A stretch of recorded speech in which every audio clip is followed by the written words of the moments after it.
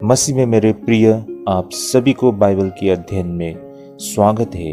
आज लूका 2 अध्याय 1 से लेकर 52 तक का सारांश को देखते हैं, जो कि पिछले अध्ययन के निरंतरता है। यह अध्याय यीशु मसीह के जन्म से शुरू होता है और उनके बचपन के एक विशेष घटनाक्रम पर समाप्त होती है। इसे हम 4 भागों में देखते हैं, जो कि पहला यीशु का जन्म 1 से लेकर 7 पद तक हमें दिखाई पड़ती है। जैसे कि यहाँ पर लूका रचित सुसमाचार 2 का 7 में लिखा है, और वह अपना पहिलौठा पुत्र जनी और उसे कपड़े में लपेटकर चरनी में रखा, क्योंकि उनके लिए सराय में जगह न थी। भाई और बहनों, एक समय सम्राट अगस्तुस ने आदेश दिया कि सभी लोग जनगणना के लिए अपने अपने नगर जाए। यूसुफ और मरियम जो गर्भवती थी बैतलहम पहुंचे। वहां उनके लिए सराय में जगह न मिली, इसलिए मरियम ने एक गौशाले में बच्चे को जन्म दिया। उसका नाम रखा गया यीशु। उसे कपड़े में लपेटकर चरनी यानी कि पशुओं को चारा रखने वाली जगह में रखा गया। भाई और बहनों, इससे हमें क्या सीख मिलती है? विनम्र शुरुआत, महान कार्य। यीशु ने एक साधारण और गरीब परिवार में जन्म लिया।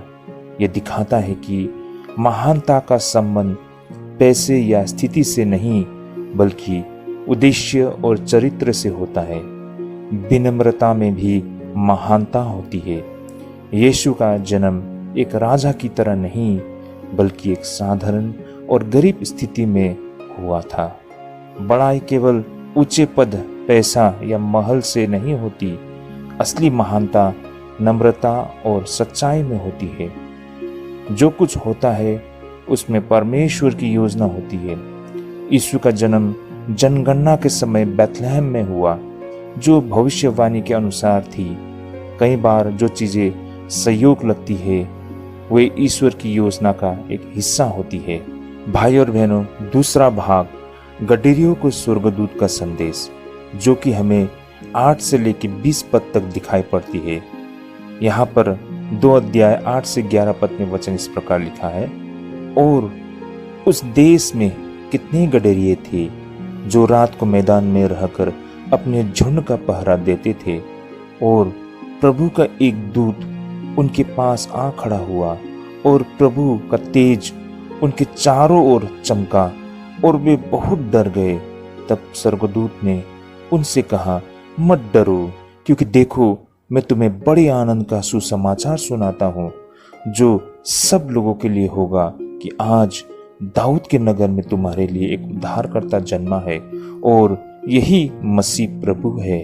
कुछ गडरिये रात में अपने जानवरों की रखवाली कर रहे थे। एक स्वर्गदूत ने उन्हें बताया कि एक उद्धारकर्ता का जन्मा हुआ है, वही मसीह है। तभी अनेक स्वर्गदूत आए और ईश्वर की स्तुति करने लगे। गडरिये तुरंत जाकर यीशु को देखने आए और लोगों को इस बारे में बताया।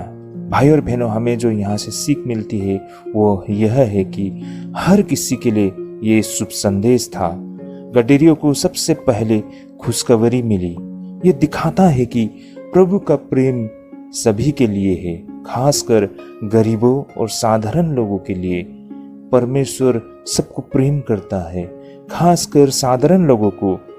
गडरिये को सबसे पहले यीशु के जन्म का खबर मिली थी। वे समाज में छोटे माने जाते थे, यानी कि समाज में सबसे निचले तबके के लोग। परमेश्वर किसी को छोटा बड़ा नहीं मानता, वह सबको समान प्रेम करता है। भाई और बहनों, इस पूरी घटना का वो तीसरा भाग, यीशु का मंदिर में प्रस्तुतिकरण, जैसे कि यहाँ पर वचन में लिखा है, लूका रचित सुसमाचार 2 अध्याय 21 और 22 पद। जब 8 दिन पूरे हुए और उसके खतने का समय आया, तो उसका नाम यीशु रखा गया, जो स्वर्गदूत ने उसके पेट में आने से पहले कहा था। और जब मूसा की व्यवस्था के अनुसार उनके शुद्ध होने का दिन पूरे हुए, तो वे उसे यरूशलेम में ले गए कि प्रभु के सामने लाए। भाई और बहनों, जब यीशु 8 दिन का हुआ तो उसका नाम रखा गया और उसे मंदिर में परमेश्वर को समर्पित किया गया। वहां एक धार्मिक वृद्ध व्यक्ति शिमोन ने उसे गोद में लिया और कहा कि यह बच्चा पूरी मानवता का उद्धार लाएगा। एक भविष्यद्वक्ता स्त्री हन्ना ने भी यीशु को देखकर परमेश्वर की स्तुति की थी। भाई और बहनों, इस पूरी घटना से जो हम सीख सकते हैं वो यह है कि धार्मिक जीवन में समर्पण। यहाँ पर यूसुफ और मरियम धार्मिक रीति रिवाजों को पूरा कर रहे थे। इससे हम सीख सकते हैं कि आध्यात्मिक जीवन में अनुशासन और समर्पण कितनी जरूरी है। धर्म और परंपराओं का पालन श्रद्धा से करना चाहिए। यूसुफ और मरियम ने धार्मिक रीति रिवाज पूरे किए और मंदिर में यीशु को समर्पित किया।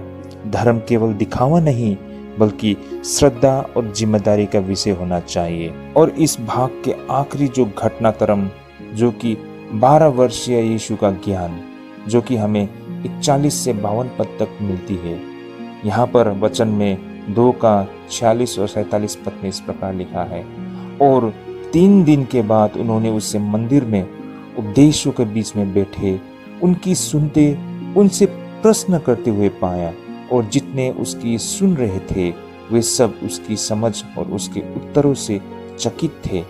भाई और बहनों, हर साल यूसुफ और मरियम फसह के पर्व के लिए यरूशलेम जाते थे। जब यीशु 12 साल का हुए तो वह भी उनके साथ गए। वापसी में माता पिता को पता चला कि यीशु उनके साथ नहीं है। वे लौटकर यरूशलेम आए और उसे मंदिर में विद्वानों के बीच ज्ञान की बातें करते पाया। सब लोग उसके ज्ञान से चकित थे। मरियम ने जब पूछा तो यीशु ने कहा, क्या तुम नहीं जानते कि मुझे अपने पिता के काम में होना चाहिए? भाई और बहनों, इस पूरी घटना से हम जो सीख ले सकते हैं वो ये है कि हमें बचपन से ही ज्ञान की खोज करनी चाहिए। 12 साल का यीशु मंदिर में ज्ञान की बातें कर रहा था। ये सिखाता है कि बच्चों को भी आत्मिक और नैतिक शिक्षा देना कितनी महत्वपूर्ण बातें होती है। परिवार और परमेश्वर दोनों जरूरी है। प्रभु यीशु ने अपने जीवन में परमेश्वर को प्राथमिकता दी, लेकिन माता पिता के साथ भी विनम्रता से रहे। यह संतुलन हम सभी के लिए प्रेरणा है। परिवार और आध्यात्मिकता दोनों जरूरी है। यीशु ने अपने माता पिता की बात मानी और साथ ही परमेश्वर के कार्य को भी प्राथमिकता दी। हमें भी अपने परिवार का सम्मान करते हुए अच्छे कार्यों और ईश्वर की इच्छा को माननी चाहिए। बचपन से ही अच्छाई और ज्ञान की ओर ध्यान देना चाहिए। जब यीशु 12 साल के थे तो वे मंदिर में धार्मिक बातों पर चर्चा कर रहे थे। बच्चों को भी ज्ञान, सच्चाई और अच्छे संस्कारों की शिक्षा देना बेहद जरूरी है। परमेश्वर का साथ संबंध हमें व्यक्तिगत होना है। जब मरियम ने यीशु से पूछा कि वह कहाँ था तो उसने कहा, मैं अपने पिता के काम में था। हर व्यक्ति का ईश्वर के साथ एक निजी संबंध हो सकता है। तो भाई और बहन, तो ये था आज का हमारा अध्ययन। प्रभु आप सभी को ढेरों आशीष करे। आइए हम प्रार्थना करते हैं। हे परमेश्वर, आज हमने यीशु के जन्म और बचपन की कहानी सुनी। हमें भी वही विनम्रता, प्रेम और आज्ञाकारिता का भाव दो जो यीशु में था। जैसे यीशु बचपन से ही तेरे कामों में लगा था, वैसे ही हम भी अच्छे कामों में लगे। हमें सच्चाई, दया और दूसरों की सेवा करने का मन दो। हमें यह समझ दो कि तेरा प्रेम सबके लिए है। अमीर, गरीब, छोटा, बड़ा सब बराबर है। हमारे दिल को शुद्ध कर और हमें अपने जीवन में तेरे मार्ग दिखा। हम तेरे प्रेम प्रकाश में चलना चाहते हैं। आमीन।